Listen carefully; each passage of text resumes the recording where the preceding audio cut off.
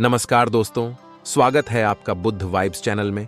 क्या आप भी अपनी तुलना दूसरे से करते रहते हो और किसी दूसरे को अपने से अधिक संपन्न देखकर दुखी महसूस करते हो? तो मैं कहना चाहूंगा कि ये गलती करना बंद करें। अपनी तुलना दूसरों के साथ करना बहुत आम बात है और इनसे जलन का अनुभव होना भी सामान्य गुण है। लेकिन जब आप अपनी क्षमताओं के बारे में सोचे बिना सिर्फ अपनी कमियों को सोचकर परेशान होते हैं, तो आप गलत रास्ते पर जा रहे हैं। यह आपकी एक कमजोरी हो सकती है और यहां तक कि यह आपको अपने जीवन के कुछ अनमोल पहलुओं का आनंद लेने से भी रोक देती है। दूसरे लोगों के साथ निरंतर की जा रही तुलना आपके आत्मसम्मान को कम कर देती है और इससे आपको अपने ही बारे में बुरा लगने लगता है। खुद को अपनी नजरों से देखकर ही आप अपनी तुलना करने की लत से छुटकारा पा सकते हैं। इस आदत को बदलने के लिए इस कहानी को पूरा सुनें। चलिए कहानी की शुरुआत करते हैं। एक गांव में रमेश नाम का एक युवक रहता था। उसके पास प्यार करने वाला परिवार, अच्छी सेहत और सभी आवश्यक चीजें थीं। फिर भी वह अक्सर दुखी रहता था। वह खुद को उन लोगों से तुलना करने से रोक नहीं पाता था जिनके पास ज्यादा बेहतर चीजें, ज्यादा धन या बेहतर दिखावट थी। वो अपनी तुलना भी सदैव किसी और से ही करता रहता था, जिसके वजह से वो अपने आप को दूसरे से कम समझने लगा था, जिससे उसका आत्मविश्वास भी कम हो गया। इसी कारण वो सदैव दुखी ही रहता था। एक दोपहर रमेश एक बड़े बरगद के पेड़ के नीचे बैठा अपने विचारों में खोया हुआ था। उसने गहरी सांस ली और अपने दोस्त सुरेश के बारे में सोचा, जिसने हाल ही में एक नया मकान खरीदा था और हमेशा खुश दिखाई देता था। रमेश इन विचारों में खोया ही था कि गांव के एक बुजुर्ग व्यक्ति, जो अपनी बुद्धिमानी के लिए जाने जाते थे, रमेश को उदास बैठा देखा। उन्होंने पास आकर पूछा, बेटा, तुम इतने उदास क्यों लग रहे हो? तुम्हें क्या परेशानी है? रमेश ने उत्तर दिया, काका, मेरे पास सब कुछ है, फिर भी मैं खुश नहीं रह पाता। मैं दूसरों को मुझसे बेहतर चीजों के साथ देखता हूं तो यह मुझे दुखी महसूस कराता है। बुद्धिमान बुजुर्ग ने समझदारी से सिर हिलाया और कहा, रमेश, दूसरों से अपनी तुलना करना केवल दुख लाएगा। क्यों ना तुम गौतम बुद्ध से मार्गदर्शन लो।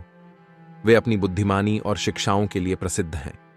शांति की खोज में रमेश गौतम बुद्ध से मिलने के लिए निकल पड़ा। कई दिनों की यात्रा के बाद वह आखिरकार उस स्थान पर पहुंचा जहां बुद्ध अपने शिष्यों के साथ रह रहे थे। रमेश ने गौतम बुद्ध के अपनी समस्याएं बताई। महात्मा बुद्ध ने धैर्यपूर्वक सुना। फिर महात्मा बुद्ध ने कहा, तुम्हारी समस्या का समाधान इस कहानी में है, ध्यानपूर्वक सुनो। महात्मा बुद्ध ने कहानी शुरू की। एक बार की बात है, किसी जंगल में एक कौवा रहता था। वो बहुत ही खुश था क्योंकि उसकी ज्यादा इच्छाएं नहीं थीं। वह अपनी जिंदगी से संतुष्ट था। लेकिन एक बार उसने जंगल में किसी हंस को देख लिया और उसे देखते ही सोचने लगा कि ये प्राणी कितना सुंदर है। ऐसा प्राणी तो मैंने पहले कभी नहीं देखा, इतना साफ और सफेद। यह तो इस जंगल में औरों से बहुत सफेद और सुंदर है, इसलिए यह तो बहुत खुश रहता होगा। कौवा हंस के पास गया और पूछा, भाई, तुम इतने सुंदर हो, इसलिए तुम बहुत खुश होगे? इस पर हंस ने जवाब दिया, हां, मैं पहले बहुत खुश रहता था, जब तक मैंने तोते को नहीं देखा था।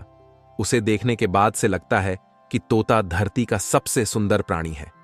हम दोनों के शरीर का तो एक ही रंग है, लेकिन तोते के शरीर पर दो दो रंग है। उसके गले में लाल रंग का घेरा और वो सूर्ख हरे रंग का था। सच में वो बेहद खूबसूरत था। अब कौवे ने सोचा कि हंस तो तोते को सबसे सुंदर बता रहा है, तो फिर उसे देखना होगा। कौवा तोते के पास गया और पूछा, भाई, तुम दो दो रंग पाकर बड़े खुश होगे? इस पर तोते ने कहा, हां, मैं तब तक खुश था जब तक मैंने मोर को नहीं देखा था। मेरे पास तो दो ही रंग हैं, लेकिन मोर के शरीर पर तो कई तरह के रंग हैं। अब कौवे ने सोचा, सबसे ज्यादा खुश कौन है, यह तो मैं पता करके ही रहूंगा, इसलिए अब मोर से मिलना ही पड़ेगा। कौवे ने मोर को जंगल में ढूंढा, लेकिन उसे पूरे जंगल में एक भी मोर नहीं मिला। और मोर को ढूंढते ढूंढते वह चिड़ियाघर में पहुंच गया तो देखा मोर को देखने बहुत से लोग आए हुए हैं और उसके आसपास अच्छी खासी भीड़ है। सब लोगों के जाने के बाद कौवे ने मोर से पूछा, भाई, तुम दुनिया के सबसे सुंदर जीव हो और रंग बिरंगे हो, तुम्हें तो बहुत अच्छा लगता होगा और तुम तो दुनिया के सबसे खुश जीव होगे। इस पर मोर ने दुखी होते हुए कहा, भाई अगर सुंदर हूं तो भी क्या फर्क पड़ता है। मुझे लोग इस चिड़ियाघर में कैद करके रखते हैं, लेकिन तुम्हें तो कोई चिड़ियाघर में कैद करके नहीं रखता, और तुम जहां चाहो अपनी मर्जी से घूम फिर सकते हो। इसलिए दुनिया के सबसे संतुष्ट और खुश जीव तो तुम्हें होना चाहिए, क्योंकि तुम आजाद रहते हो। कौवा हैरान रह गया, क्योंकि उसके जीवन की अहमियत कोई दूसरा बता गया। जैसे ही कहानी समाप्त हुई, रमेश ने आत्मज्ञान महसूस किया। उसे एहसास हुआ कि सच्ची खुशी भीतर से आती है और दूसरों से तुलना करना व्यर्थ है। बुद्ध ने कहा, सच्ची संतुष्टि अपने पास की चीजों की सराहना करने और अपनी खुद की कदर समझने से आती है। स्वतंत्रता और आंतरिक शांति भौतिक संपत्ति या बाहरी सुंदरता से अधिक मूल्यवान है। सच्ची खुशी आत्मसंतोष में निहित है। अपनी खुद की ताकत और आशीर्वादों पर ध्यान दें और आप जीवन में शांति और सफलता पाएंगे। रमेश ने बुद्ध का धन्यवाद किया और अपने गांव लौट आया, एक कृतज्ञ और आत्मसंतोषी जीवन जीने का संकल्प लिया। उम्मीद है कि यह कहानी आपको पसंद आई होगी। इसी तरह की प्रेरणादायी कहानियों को सुनने के लिए चैनल को सब्सक्राइब करें। धन्यवाद।